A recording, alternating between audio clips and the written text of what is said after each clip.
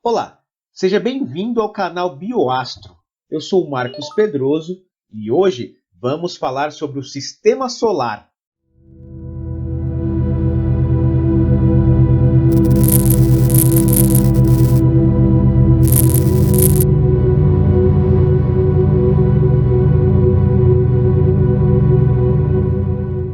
A Terra abriga mais de 8 milhões de espécies de diferentes formas e hábitos, ocupando os lugares mais inóspitos. Mas houve uma época em que o nosso planeta era estéril e sem vida. Nos últimos 300 mil anos, uma espécie em particular, o Homo sapiens, se destacou entre os outros seres vivos. Ele desenvolveu uma capacidade inimaginável de modificar o ambiente ao seu redor. Dentre os vários conhecimentos adquiridos, a curiosidade sobre os eventos no céu noturno e diurno foi o combustível para a raça humana desbravar de forma técnica, científica e intelectual os mistérios do cosmos. Quando observamos a vida no planeta Terra, vemos uma grande biodiversidade. No entanto, quando estendemos a nossa visão cósmica, a vida se torna rara no universo conhecido. Ao observar a Via Láctea, uma galáxia espiral com cerca de 200 a 400 bilhões de estrelas, a vida aparece em uma estrela mediana, localizada em um dos braços galácticos chamado Órion, bem em sua periferia. Seu endereço exato fica aproximadamente a 26 mil anos-luz do centro da galáxia. Lá se encontra um sistema estelar com 8 planetas ligados gravitacionalmente à sua estrela-mãe, o Sistema Solar.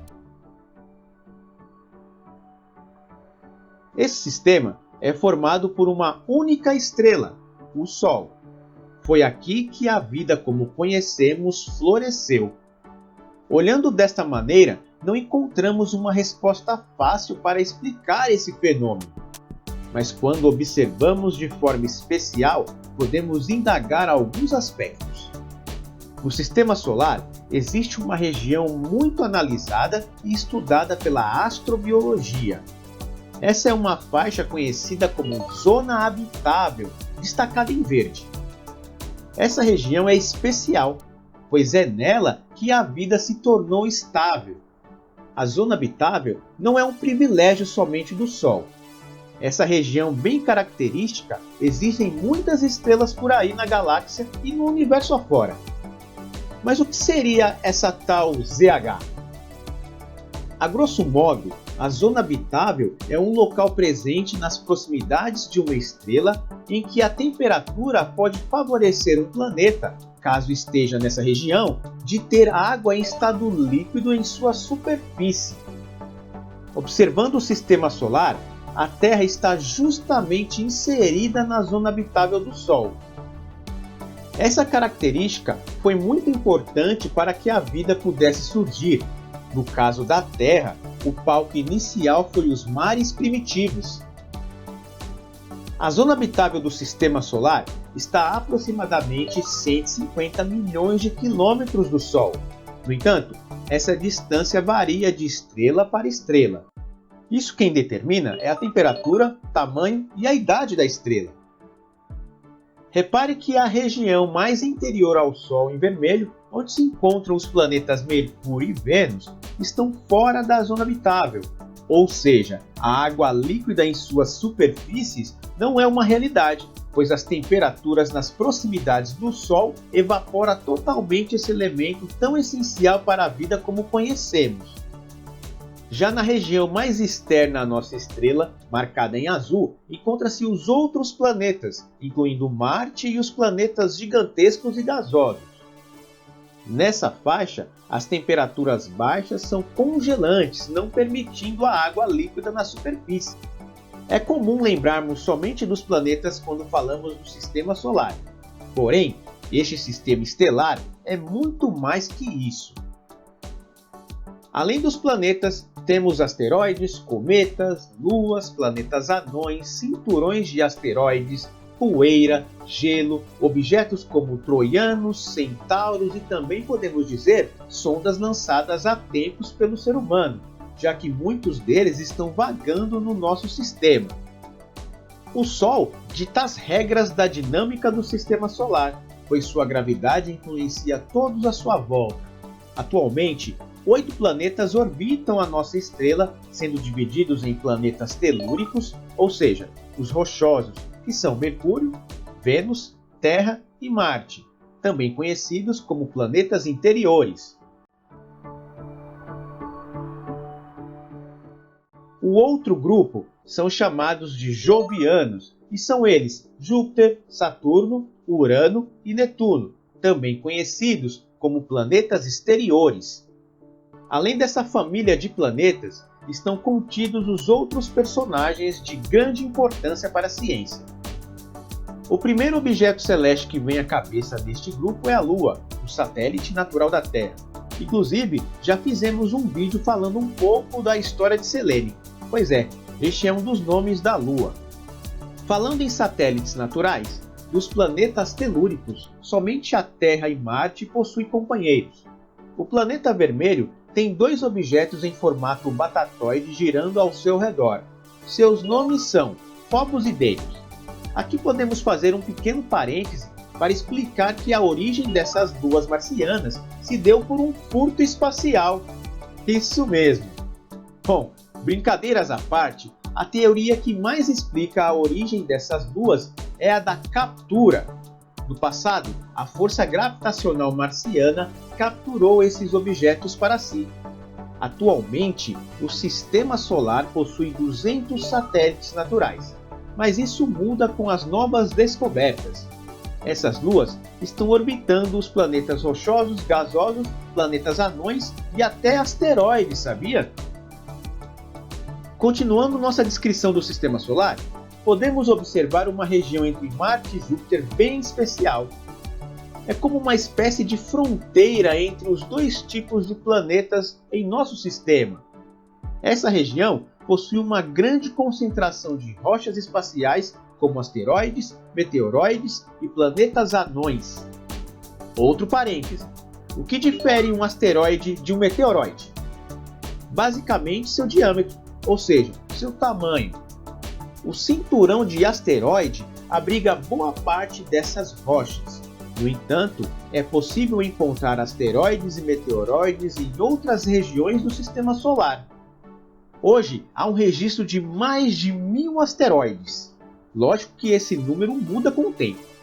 E os planetas anões? Bom, eles são um caso à parte. Pode ser conteúdo para um outro vídeo também, que tal?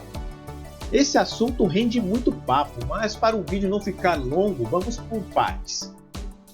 Posso adiantar que em nosso Sistema Solar, atualmente temos 5 planetas anões: Plutão, Ceres, Almeia, Makemake e Eris.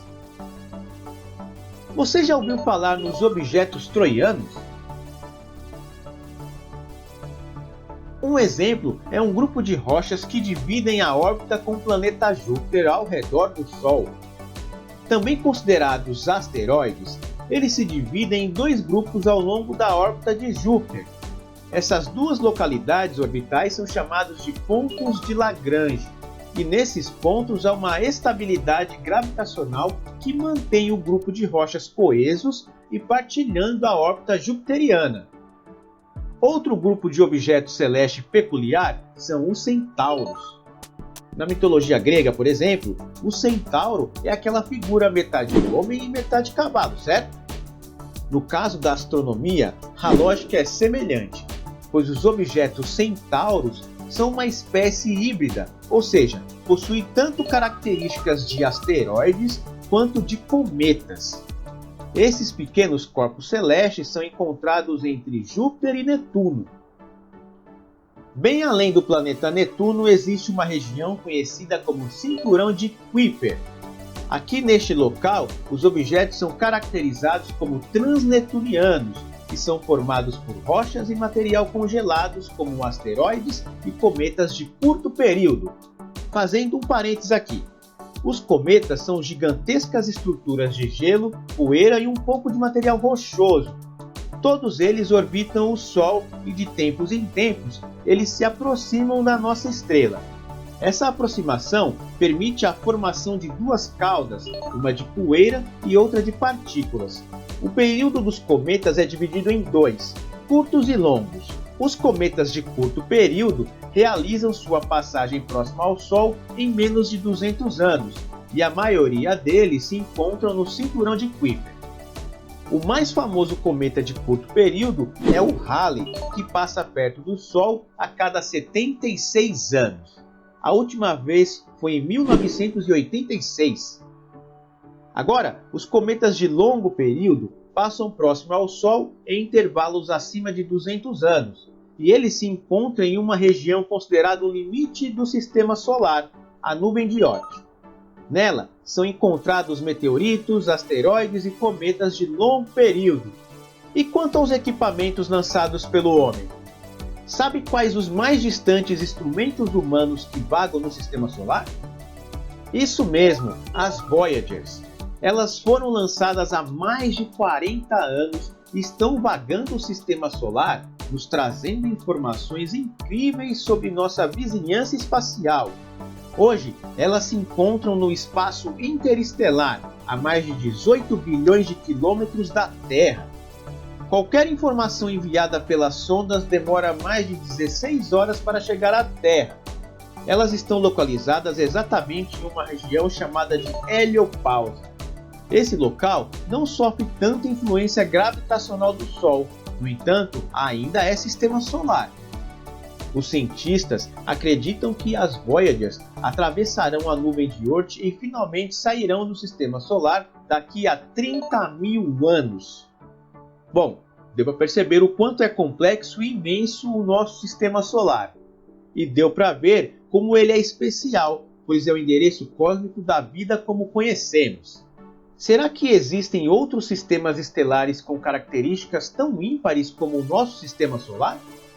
Eu particularmente acredito que sim. E você? Bom, eu espero que você tenha gostado. Não deixe de curtir, compartilhar e se inscrever no canal, pois aqui a vida e o universo nos interessa e compartilhar o conhecimento nos inspira. Então, até a próxima!